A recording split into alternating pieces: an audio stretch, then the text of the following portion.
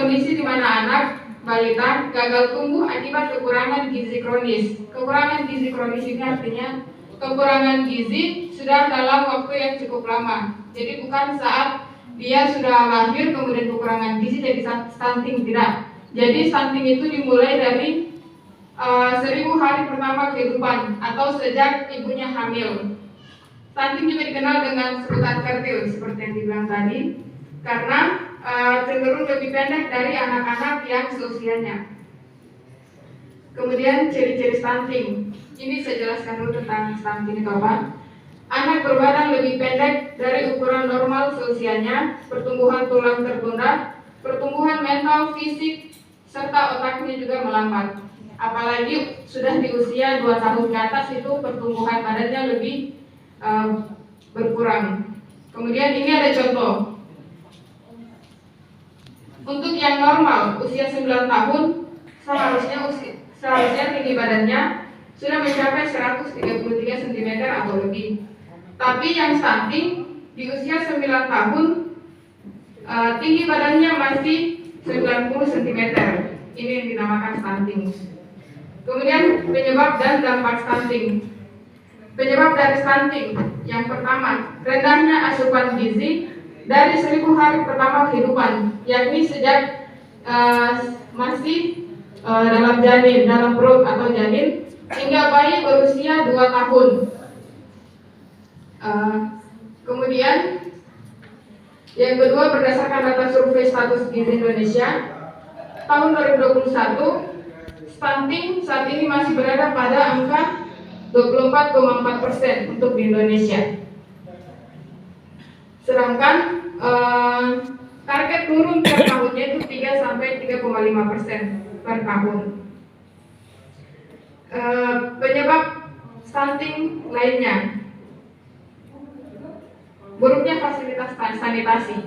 Tapi mungkin di sini paling yang kurang itu jambannya. Masih ada beberapa desa yang masih menggunakan WC terbang atau yang tidak mempunyai jamban. Kebanyakan itu di Bajo. Jadi mereka WC-nya langsung ke laut. Kemudian dampak stunting. Bertumbuh pendek sudah pasti. Kemudian kecerdasan anak di bawah rata-rata. Kemudian sistem imun anak lebih baik sehingga mudah sakit. Kemudian anak lebih tinggi beresiko menderita penyakit seperti diabetes atau gula, kemudian hipertensi, kemudian penyakit jantung, yang paling berbahaya itu sampai kanker dan stroke. Kemudian sistem metabolisme tubuh yang tidak normal. Stunting bisa dicegah melalui 1000 hari pertama kehidupan. Kehamilan dan pertumbuhan janin, membangun tinggi badan potensial, kemudian menimbang berat badan potensial, butuh kalori, butuh gizi makro dan protein. Gizi makro ini maksudnya dari sumber karbohidrat, lemak, dan protein. Sedangkan mikro itu dari vitamin dan mineral.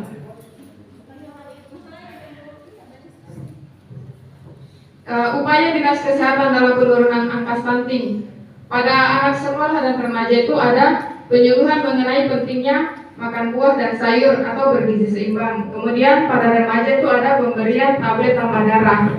Ini sudah dilakukan sejak tahun 2020. Jadi pada remaja putri di setiap sekolah kami membagikan tablet tambah darah yang dikonsumsi setiap minggu. Kemudian pada ibu hamil ada konseling tentang pemberian makan bayi dan anak. Kemudian melakukan kelas ibu hamil setiap tahunnya tentang memberikan pengetahuan tentang salah satu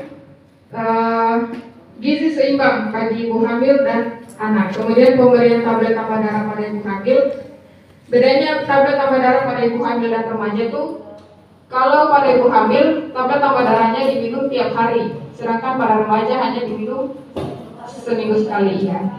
Kemudian pemberian makanan tambahan untuk ibu hamil cake atau kurang energi kronis. Pada balita melakukan kelas ibu balita tiap tahun. kemudian pemberian vitamin A dan pemantauan tumbuh kembang balita di posyandu, pemberian makanan tambahan bagi balita yang gizi kurang atau gizi buruk.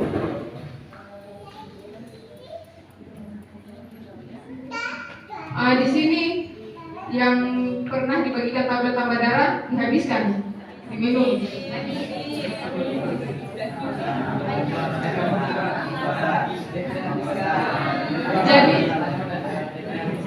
Jadi untuk remaja putri, tablet tambah darah itu dapat mencegah stunting juga. Jika kalian kekurangan darah terus-menerus, jadi di sekolahnya akan kurang konsentrasi belajar, akan mengantuk, apalagi yang lemah fisiknya, lama terkena sinar matahari bisa jadi pingsan. Itu karena salah satunya kurang darah, apalagi yang suka begadang main HP tiap malam. Nah, itu jadi diharapkan untuk anak-anak sekolah sekarang dihabiskan tablet tambah darahnya. Kemudian banyak di sini remaja yang suka diet. Pasti ada yang diet. Sebenarnya untuk kalian anak sekolah ini tidak dianjurkan untuk diet karena kalian sedang dalam masa pertumbuhan.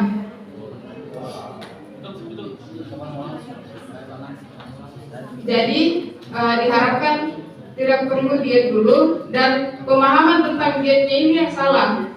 Ada yang beranggapan dietnya itu tidak makan malam. Padahal yang dimaksud dengan diet itu mengurangi porsi makannya saja, tapi tidak dianjurkan untuk anak remaja.